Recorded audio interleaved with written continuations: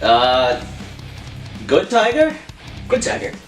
You might be asking yourself, who the heck is Good Tiger? Nobody knows who Good Tiger is. No, I didn't know who they were up until I heard one of the singles that's on this album here that we're doing. And then I asked you, I said, hey Sam, have you ever heard of Good Tiger?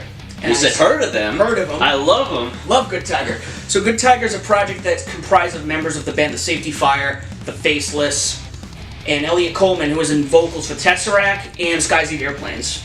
And after a couple of the members left The Safety Fire, they formed this project, Good Tiger, which, when the first album came out, loved the first album. Mm. And this album... This is only album number 2. Number 2. I forgot when the last album came out. 2013, 14 or something like that. We Will All Be Gone. Solid the album. Next album here. Solid album. This album took me a few listens. I don't think it's that bad.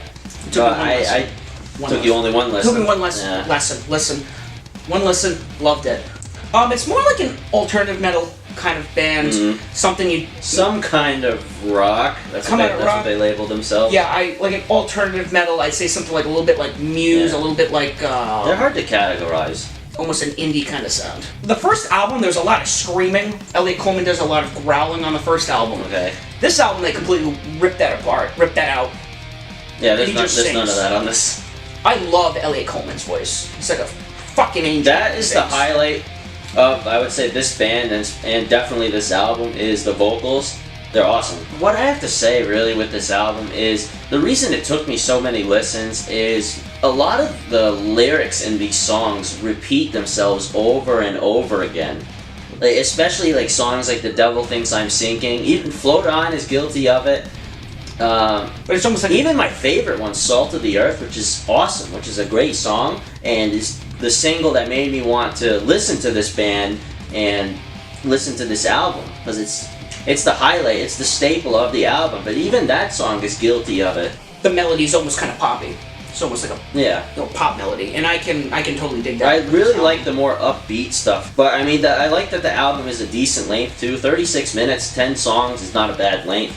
That's a decent length for an album these days. I saw 36 minutes, and I was like, wow, that's usually the first track on a Dream Theater album. So I was kind of disappointed in the length with only 10 songs. Right. But the band is so good, I'll suck it up. When I got to track 2, Float On, I thought this was a Modest Mouse album. Because I'm like, the best Modest Mouse cover. No, it's not a cover. It's an original. I don't know if you got this on one of these songs, but when I heard Blue Shift, I was like, this sounds a lot like Bring Me the Horizon. I definitely gave them on that. It does sound a little bit like The Safety Fire if you haven't listened to them. Okay.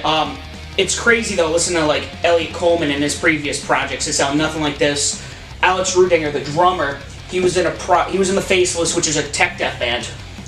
And then he was in Conquer Dystopia, which is a side project with Alex Weber, the bass player of Cannibal Corpse, and Jeff Loomis of Nevermore. So it was definitely a different approach with these 3 guys. Actually, I think Alex Rudinger was in Monuments too, which is kind of more their speed. And then another one of my favorites, I really like Just Shy.